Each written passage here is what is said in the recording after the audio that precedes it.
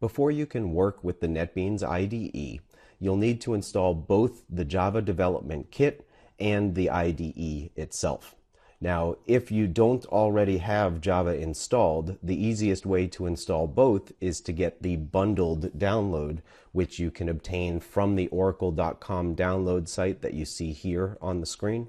And all you need to do is click the NetBeans button at the top of the page here, which is going to give you a bundle of the latest version of Java SE8's JDK, JDK 8 U5, which is the update number 5, and the NetBeans 8 IDE. So if you click that button, you'll be taken to this page where you'll have to accept the license agreement before you'll be able to download and install the software. And here you can see that there are bundled downloads for Linux, for both 32-bit and 64-bit Linux, for the Mac OS X platform, and also for Windows 32-bit and 64-bit versions. Please be sure to read the installation instructions in detail for your platform to make sure that you install the software correctly. Now, once you download and install the software, you'll be able to launch the IDE, which on Windows you'll find under All Programs and NetBeans, and you'll see a link here for NetBeans IDE 8. On Mac OS, you'll have this in your Applications folder in a NetBeans subfolder, and on Linux, depending on which platform you're on, you'll have a similar icon for launching the NetBeans IDE on your Linux platform.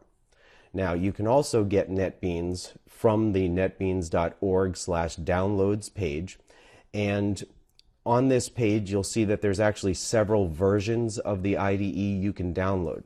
This is the way you would install NetBeans if you already have the JDK installed on your system, specifically JDK 7 or 8 in particular.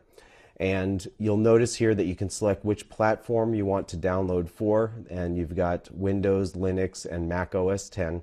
You can also download a zip file that contains a platform-independent version of the NetBeans platform. And separately, you have these multiple different ways to download it. Now, the default download from the Oracle site is just the basic Java SE download that's bundled with the JDK. In some of our later chapters and live lessons videos, we demonstrate some Java Enterprise Edition features, and we use the NetBeans IDE when doing that. For those chapters and lessons, you would use the Java EE version of the IDE. The IDE also can support C and C++ development, as well as HTML5 and PHP development. So if you have any need for any of these other items, you can download the appropriate version and install it. And once again, you'll want to make sure you follow the installation instructions for your platform. Now, once you have the IDE installed and you launch it, initially the NetBeans window will appear something like this on your screen. Sometimes it will show just the Start Page tab, and sometimes it will also show these other tabs at the left side of the IDE. On an IDE that shows just the Start Page tab, when you close that tab, then this projects window will be displayed on your screen.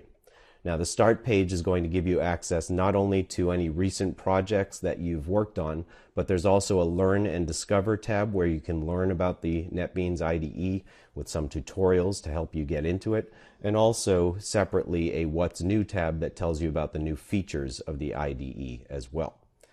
Now, one of the things you'll want to do if you're following along with our examples is configure the IDE to display line numbers, as well as to configure the tab settings to match our tab settings in our source code. We use 3 space indents for our tabs, so we'll show you how to configure that now. For line numbers, it's very simple. You simply go to the View menu and make sure that Show Line Numbers is checked, which it is by default in the IDE at the moment. And then separately for tabs, you access that for the settings for the IDE. And to do that on Windows and Linux, you'll go through the Tools menu and select Options. And on Mac OS X, you'll go to the NetBeans menu and select Preferences. And when you do, you'll be presented with a dialog that looks like this one, the Options dialog.